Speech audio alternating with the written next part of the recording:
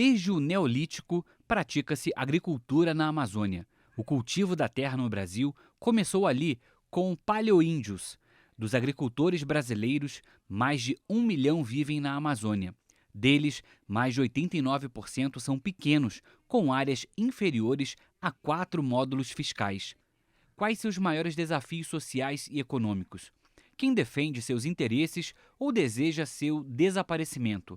Esses produtores não se assemelham aos do resto do Brasil. Estão ausentes nos fóruns e temas da COP30 em Belém.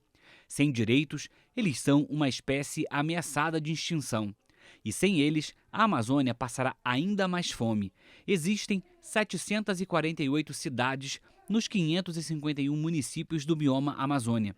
São 30 milhões de habitantes.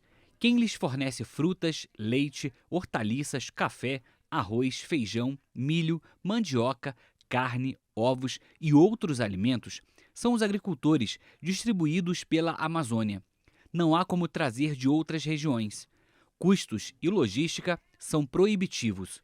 Negar isso é sabotar a Amazônia. O eugenismo ambientalista, em sua sanha de desantropizar a Amazônia, atingiu intensidade nunca vista com o apoio armado de órgãos públicos. Milhares de pequenos agricultores e pecuaristas são vitimados por embargos remotos decretados a partir de imagens de satélite, nos quais é difícil individualizar o pretenso infrator. Moradores são expulsos.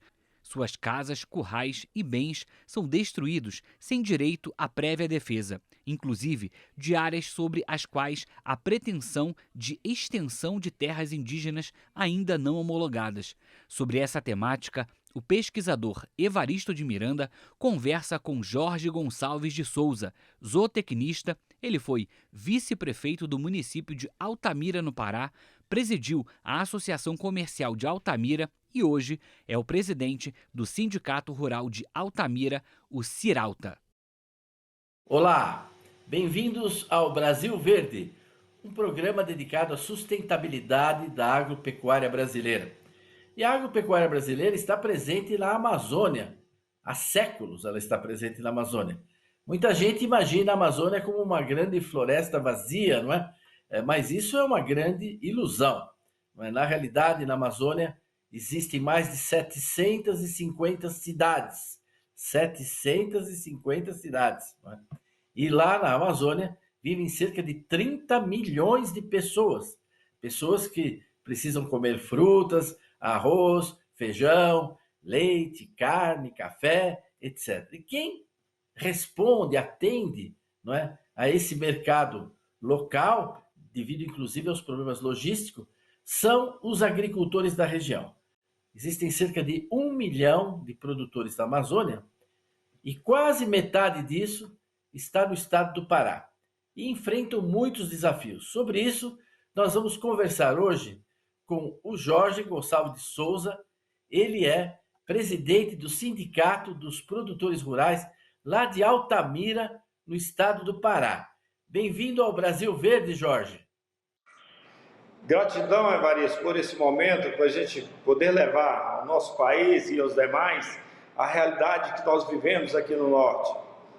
Então, prazer imenso estar com vocês. Nós é que agradecemos a sua disponibilidade, não é?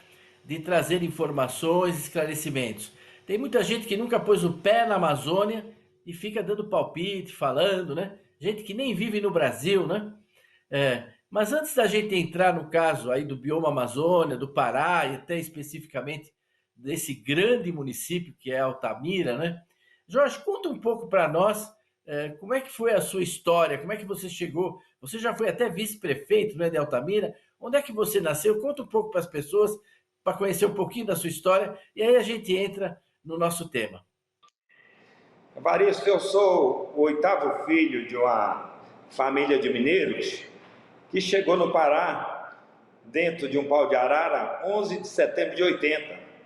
Então, eu estou aqui há 45 anos com os 11 irmãos, os pais já falecidos, e viemos em busca de um pedaço de terra, né, onde uma família grande mineira de agricultura familiar precisava de expandir um pouco, de fazer a colocação dos filhos. e assim nossos pais nos trouxeram para cá.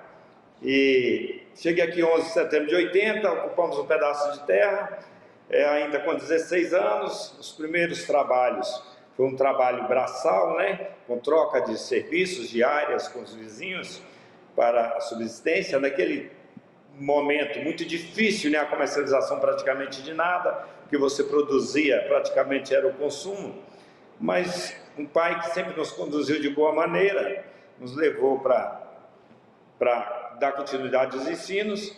E eu, em 83, entrei no Exército, passei 8 anos, sargento do Exército, vim para o comércio de farmácia, onde logo após me casei, 2 filhos, hoje uma filha médica, um filho engenheiro de computação. Passei 26 anos no balcão de farmácia, ampliei minhas propriedades rurais. 2010, fui a Goiânia acompanhar e apoiar os filhos, aproveitei o tempo a faculdade de tecnia na PUC, me formei com 50 anos, fiz 2 pós, posteriormente, uma na FASU, outra na Reagro, retornei e sempre tive a preocupação do desenvolvimento e apoio social, né, de melhoria do ambiente que nós vivemos. Concorri à política, fui vice-prefeito por 4 anos, presidente da Associação Comercial, Lojas Maçônicas, e hoje estou doando mais um período, um triênio aí da minha vida ao Sindicato Rural, dentro desse conflito que nós vivemos aí na questão ambiental e na questão dos interesses, diria até internacionais, né, e de muitos outros que não querem o bem aqui do nosso norte. Como diz o Aldo Ribeiro, eles querem os nossos bens, e nós estamos aqui com todo esse desafio. Jorge, quando você falou, só para situar quem está nos assistindo pelo Brasil, a sua família atendeu aquela convocação do governo de levar pessoas sem terra para uma terra sem pessoas, né? Homens sem terra para uma terra sem homens. E era ao longo da Transamazônica que vocês chegaram aí nessa região? Isso, nós estamos 10 anos após o assentamento feito pelo governo Médici, né? Que tinha esse slogan. Nós chegamos logo após 10 anos, as terras nossas já não foram mais doadas pelo INCRA, já tinha passado essa fase de doação. Mas essa fase existiu de 70 a 75, onde o governo assentou diversas famílias. Eu considero que seja o maior trabalho feito pelo governo federal até hoje, assentamento de famílias que puderam desenvolver, apesar de todos aqueles desafios de dificuldades aí, de uma Transamazônica aí com 500 mil quilômetros de estrada de chão em período chuvoso, né? E malária, os diversos desafios que tinha aqui, mas as pessoas que aqui sobreviveram construíram isso aqui, tornou um novo cenário, né, Evaristo? Isso para quem está nos ouvindo é importante, esse esclarecimento, porque essa é a mãe de todas as batalhas da Amazônia, né? É uma questão incontornável. É você dar segurança jurídica para esse quase 1 milhão de famílias que lá estão há décadas sem título de propriedade. Sem o título não tem acesso ao crédito, não tem acesso a banco, não tem regularização financeira, não tem regularização ambiental. E às vezes a pessoa exige, né, que o agricultor, é como se dissesse para a pessoa, olha, fique rico, regularize ambientalmente, acerte tudo, aí depois eu te dou o título. Tem que ser o contrário, né? A pessoa está no fundo do buraco, precisa de ajuda, começa com a regularização fundiária, para que depois todo o resto das regularizações possam acontecer, né? Então, esse tema que você coloca, ele é fundamental no caso da Amazônia, mas tem muita gente contra a regularização fundiária, né? O que existe é essa força tamanha, Evaristo, para que não aconteça a regularização fundiária. Porque acontecendo a regularização fundiária, há meios das coisas caminharem legalmente. Na realidade, a força enorme é para que o Norte não desenvolva. O que está acontecendo conosco hoje é uma pressão enorme para que a gente abandone isso aqui de qualquer maneira. E abandone assim, de maneira sem olhar para trás. Os fatos mostrados na mídia nos últimos tempos, as questões das intrusões, por exemplo, coisas absurdas. É você tirar de dentro de uma propriedade dada pelo governo federal, assentamento feito pelo INCRA, de pessoas que estão trabalhando lá há mais de 20 anos, 30 anos, e a FUNAI fazer o pedido de terras indígenas, ter terras dessas homologadas com famílias dentro há mais de 30 anos, com cacau produzindo há mais de 20 anos, e hoje essas pessoas estão sendo tiradas de suas terras, têm todos os seus bens queimados, inclusive a única casa que a pessoa tem, e essas pessoas saem de lá sem recurso nenhum, um dano ambiental causado pelo próprio IBAMA e Força Nacional, que cortam essas plantas de cacau, já produzindo há muito tempo, e não existe meios para onde você recorrer e o que fazer, né? Nós temos um caso recente aqui, a gente viu a apreensão de quase 5.000 cabeças de gado feito pelo IBAMA. Esse gado ninguém sabe para onde foi, como foi vendido, a que órgão foi doado, o que foi feito com esses recursos. A sociedade não tem direito de saber nada. É uma opressão violenta que você procura os meios e os apoios são muito pequenos, entendeu? Essa é uma questão muito séria, não é? Porque ela não chega pela mídia, não é? Quer dizer, nós assistimos nesse momento, do Acre ao Pará, uma intensificação desse tipo de ação, não é? É algo inacreditável, né? Você chegar numa família, destruir a casa, né? Levar o gado, deixar o homem, a esposa com as crianças no meio da mata, literalmente, sem nada, sem ter para onde ir, não é? O trabalho que às vezes o pai dele começou, ele deu continuidade, quer dizer, ele está legitimamente ali colocado e o Estado que devia ajudar e legitimar, não vem. Muita gente imagina no Sul, são grandes proprietários, desmatadores. Não se trata disso, né? A imensa maioria são pequenos agricultores, pessoas de poucos recursos, né? Destruir, cortar com motosserra, plantio de cacau, de café, é um crime, né? O que está sendo cometido, e certamente esse pessoal se acha que não vai acontecer nada, né? Como se eles pudessem fazer, repetir, estender toda essa violência, levando até a caso de suicídio de agricultores, não é isso? Eu ouvi de um capitão da Força Nacional, Evaristo, ele falar: Jorge, eu já chorei várias vezes, porque o que a gente vê não é coisa de se acontecer com o ser humano. Eu já pensei em sair daqui, mas eu não vou sair porque eu consigo ajudar alguém. Mas o que tem acontecido aqui é um absurdo, a sociedade tem que se mover, a sociedade tem que fazer algo, porque não pode dar continuidade. Eu já tive um senhor que me procurou, o IBAMA chegou na casa dele, lá um trecho chamado Cachoeira Seca, onde nós temos lá mais de 5.000 famílias, e essas famílias, elas estão para ser desentrosadas. É uma luta das famílias junto aos políticos, aos mais órgãos, para ver se consegue, mas ele já tem ordem para desintrusão lá. O IBAMA chegou, pediu para desocupar a casa, que a casa seria queimada. É um pai de 5 filhos, ele falou que não tinha para onde ir, ele só tinha essa residência, ele não tem moradia na cidade, ele não teria como sair da casa dele. E eles insistiram para que ele desocupasse, se não desocupasse seria queimado com tudo. Ele pegou e entrou dentro de casa com a esposa e os filhos para poder, falou para eles que ia tirar os bens, e fechou a casa toda com eles dentro, e ele gritava para eles: coloca fogo, coloca fogo. Então, é abusivo. E o pior de tudo é que você tem Ministério Público favorável a isso, você tem IBAMA favorável a isso, tudo. Os policiamentos que cumprem essas ordens, eles vêm com mandato judicial, eles não têm o que fazer, eles só vêm para cumprir ordem. Então é abusivo o que se encontra aqui. Eu tenho dito que nós estamos vivendo o que está vivendo a Ucrânia. A nossa vida aqui é uma guerra fria, e as pessoas estão sendo destruídas. Nós temos pessoas que não terão condições de recuperação emocional mais. Não se fala nem de bens, de parte financeira, parte de dar sequência à vida. Jorge, é muito forte o que você acabou de nos colocar. Nós vamos fazer um intervalo, respirar um pouco e vamos continuar essa conversa na segunda parte do nosso programa.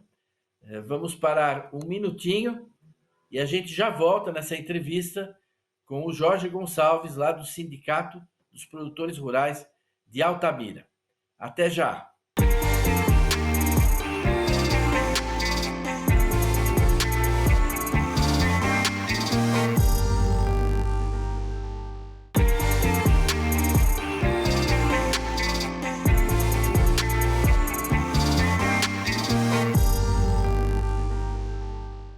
Olá, estamos de volta no Brasil Verde, conversando com o Jorge Gonçalves, lá de Altamira, no Pará. E na primeira parte desse programa, ele nos colocou o drama, né, que está sendo vivido pelos agricultores, que estão há dezenas de anos em assentamentos e que estão perdendo os seus direitos legítimos pelas ações do IBAMA, de ICMBio, não é, que queimam as casas, expulsam as famílias que não têm onde ir. Contou casos aí dramáticos, e esse é um fenômeno que está ocorrendo de uma forma intensificada nos últimos meses em toda a parte sul da Amazônia, do Acre até o Pará. Então nós estamos vivendo hoje arbitrariedades de um nível que atenta aos princípios mais fundamentais dos direitos humanos, né?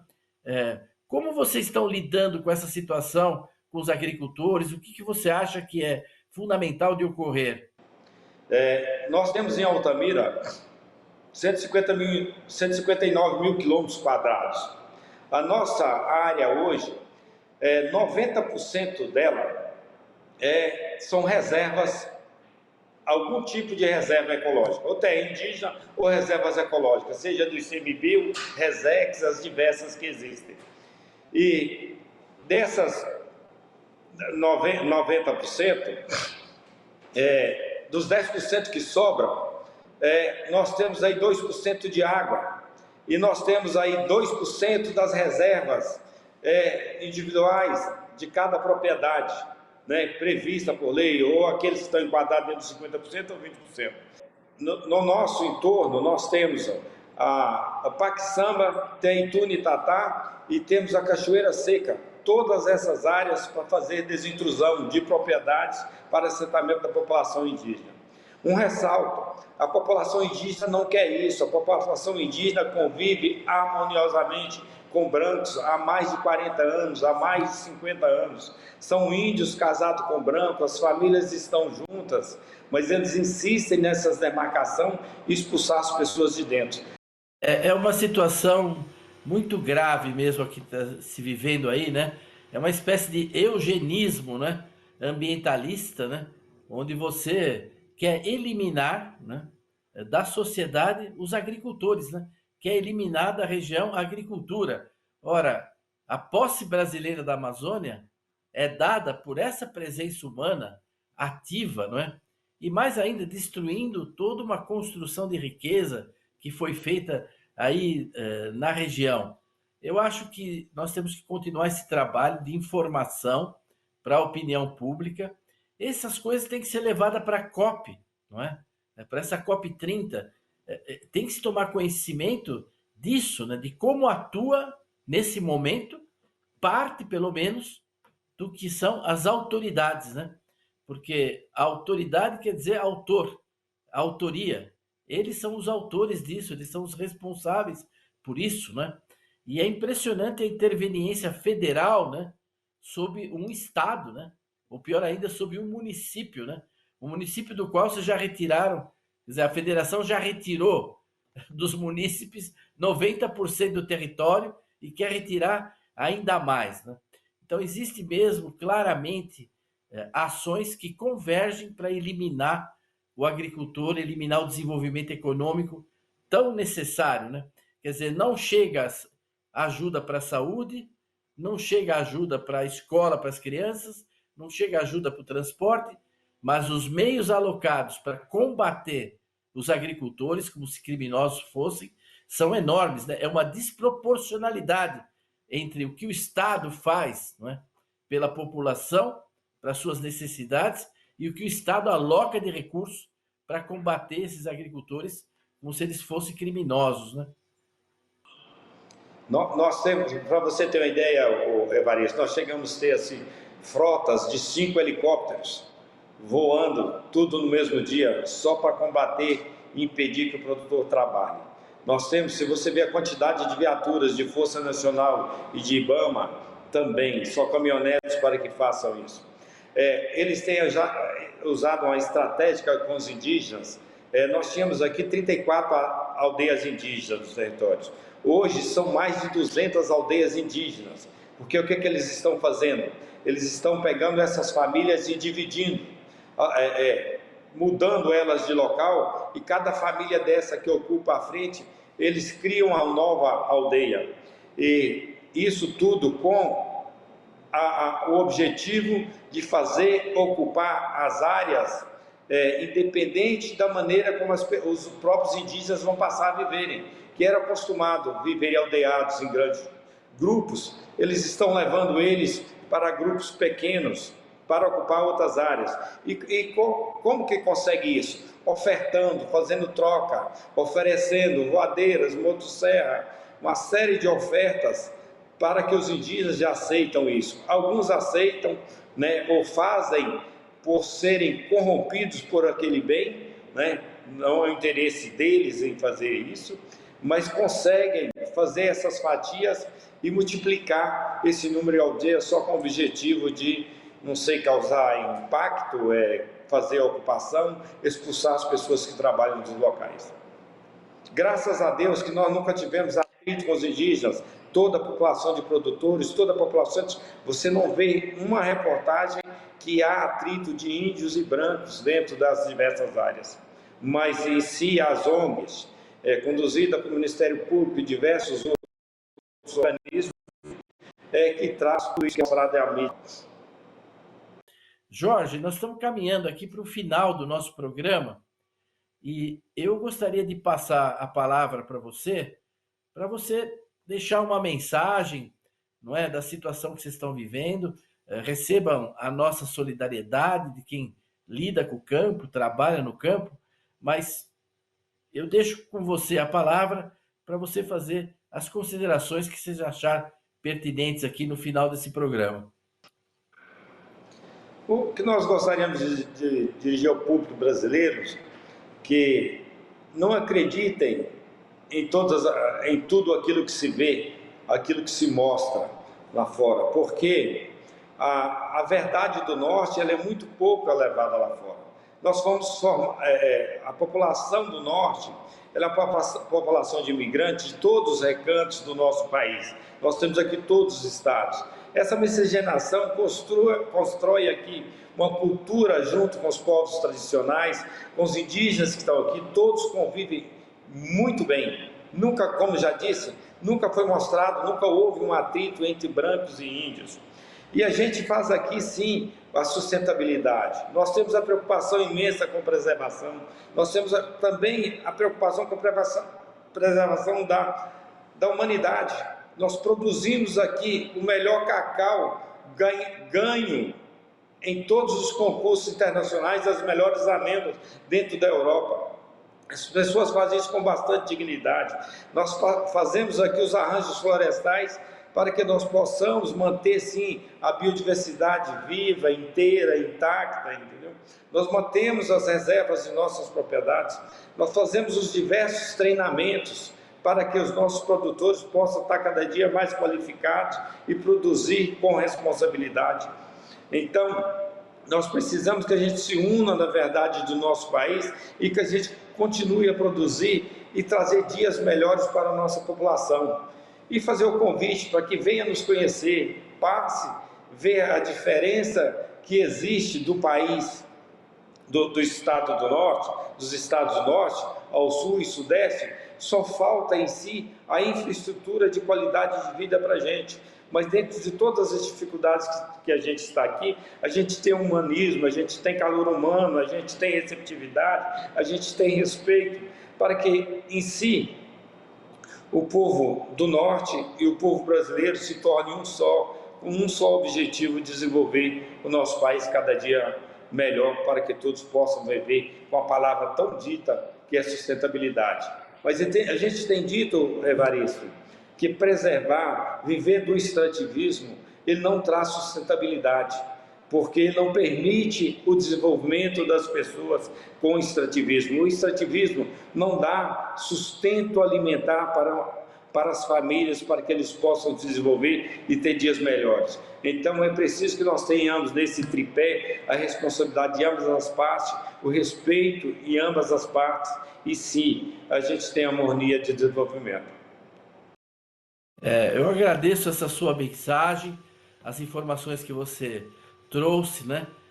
O Brasil vive mesmo um período difícil, mas o diálogo é fundamental, né? As pessoas têm que dialogar, têm que conhecer a realidade, não é? Isso daí não caiu do céu, não é? Como você disse, não é o exemplo errado de um que vai contaminar todo mundo, né? Se tem uma laranja podre num cesto, você tem que tirar essa laranja e não jogar o cesto inteiro fora, não é? Então, assim, hoje está se generalizando e até tomando pretexto disso para atingir pessoas inocentes, né? Famílias inocentes, levando à morte até de pessoas, né? Então é muito dramática essa situação, muito mais do que ela vem sendo mostrada. Eu agradeço muito sua participação, Jorge. Espero que a gente tenha ocasião ainda de voltar a conversar com outras pessoas aí da região. Parabéns pelo trabalho dos agricultores, sobretudo na produção de cacau, não é? Vocês têm se destacado mesmo nisso, né? Antigamente a Bahia tinha esse destaque, hoje esse destaque está aí no estado do Pará. Mas para continuar produzindo alimento de qualidade, com sustentabilidade, é preciso segurança jurídica, é preciso respeito aos direitos humanos. Agradeço sua participação, agradeço a todos que nos acompanharam até agora aqui no Brasil Verde e queria convidá-los a estarem de novo a semana que vem conosco para conhecer mais um pedacinho, não é, dessa realidade brasileira que nem sempre chega a cada um de nós. Um abraço e até lá!